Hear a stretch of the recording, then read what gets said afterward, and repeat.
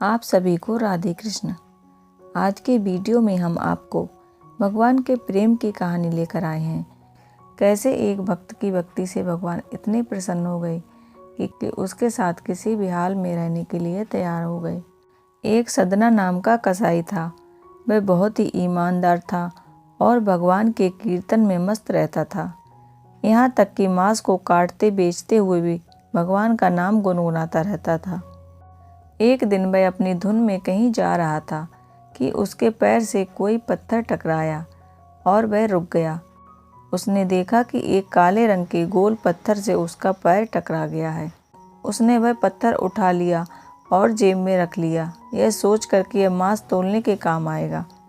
वापस आकर उसने वह पत्थर मांस के वजन को तौलने के काम में लगाया। कुछ ही दिनों में उसने समझ लिया कि यह कोई साधारण पत्थर नहीं है। जितना वजन उसको तौलना होता वह पत्थर उतने वजन का ही हो जाता था।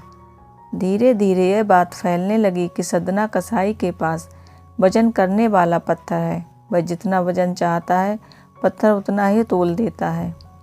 किसी को 1 किलो मांस देना होता तो तराजू में उस पत्थर को एक तरफ डालने पर दूसरी ओर 1 किलो का टुकड़ा ही तुलता।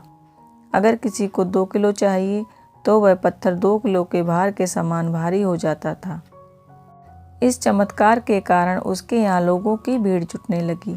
भीड़ जुटने के साथ ही सदना कसाई की दुकान की बिक्री भी बढ़ गई। बात फैलते फैलते एक शुद्ध ब्राह्मण के कानों तक पहुंची। हालांकि वह ऐसी अशुद्ध जगह पर जाना नहीं चाहते थे जहां मांस कटता हो और बिकता हो, किंतु चमत्कारिक पत्थर को देखने की उत्सुकता उन्हें सदना कसाई की दुकान तक खींच लाई। दूर से खड़ा ब्राह्मण सदना कसाई को मीट तोलते हुए देखने लगा। उसने देखा कि वह कैसे पत्थर हर प्रकार के वजन को तोल रहा था। ध्यान से देखने पर उसके शरीर के रोएं खड़े हो गए। भीड़ के छटने के बाद ब्राह्मण सदना कसाई के पास गया।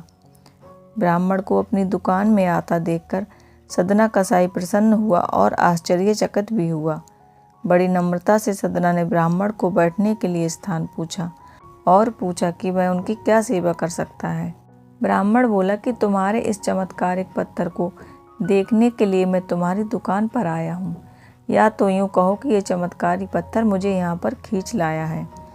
बातों ही बातों में उन्होंने सदना कसाई को बताया कि जिसे पत्थर समझकर वो मांस तोल रहा है, वास्तव में वो ही शालिग्राम जी हैं, जो कि भगवान का स्वरूप होता है। शालिग्राम को इस तरह गले कटे मांस के बीच में रखना, उनसे मांस तौलना बड़ा पाप है। सदना बड़ी ही सरल प्रकृति का भक्त था। ब्राह्मण की बात सुनकर उसे लगा अनजाने में मैं तो बहुत पाप कर रहा हूँ। अनुनय विनय करके सदना ने वह शालिग्राम उन ब्राह्मण को दे दिया और कहा कि आप तो ब्राह्मण हैं, अतः आप ही इनकी सेवा पर चर्चा करके इन्हें प्रसन्न करें। मेरे योग्य कुछ भी सेवा हो तो मुझे अवश्य बताइएगा। ब्राह्मण उस शालिग्राम शिला को बहुत सम्मान से घर ले गए। उन्होंने अपने घर ले जाकर शालिग्राम को स्नान कराया, पंचामृत से अभिषेक किया और पूजा अर्चना आरंभ कर दी। कुछ ही दिनों के बाद ब्राह्मण के सपने में शालिग्राम भगवान आए और कहा, हे ब्राह्मण, मैं तुम्हारी सेवाओं से प्रसन्न हूँ, किंतु तुम मुझे उसी कसाई के पास छोड़ाओ। स्वप्न में ही ब्राह्मण ने पूछा कि हे प्रभु, आप मेरी सेवा से क्या संतुष्ट नहीं हैं? तब भगवान ने कहा कि तुम मेरी पूजा अर्चना करते हो, मुझे बहुत अच्छा लगता है, परंतु जो भक्त मेरे नाम का गुणगान और कीर्तन करते रहते हैं, उनको मैं अपने आप को भी बेच देता हूँ। सदना तुम्हारी तरह मेरा अर्चन नहीं करता, पूजा नहीं करता, परंतु वह हर समय मेरा नाम गुणगान करता रहता है, जो कि मुझे अच्छा लगता है, इसलिए तो मैं उसके पास गया था। ब्राह्मण अगले ही दिन सदना कसाई के पास गया और उसको प्रणाम करके सारी बात बताई और शालिग्राम भगवान को कसाई को सौंप दिया। ब्राह्मण की बात सुनकर सदना कसाई की आंखों में आंसू आ गए। मन ही मन उन्होंने मांस बेचने खरीदने के काम को तिलांजलि देने की सोची और निश्चय किया कि यदि मेरे ठाकुर को कीर्तन पसंद है तो मैं अधिक से अधिक समय कीर्तन ही किया करूँगा। और वह दिन रात भगवान का भजन करने लगा। इस प्रकार भगवान सिर्फ प्रेम से ही रीझते हैं, जो कोई उन्हें जिस हाल में भी हो वहीं प्रेम करें। बस भगवान इसी से प्रसन्न हो जाते हैं। आशा है आज की कहानी आपको पसंद आई होगी।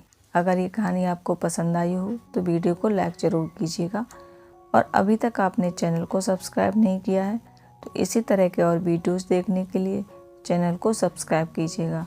राधे कृष्ण।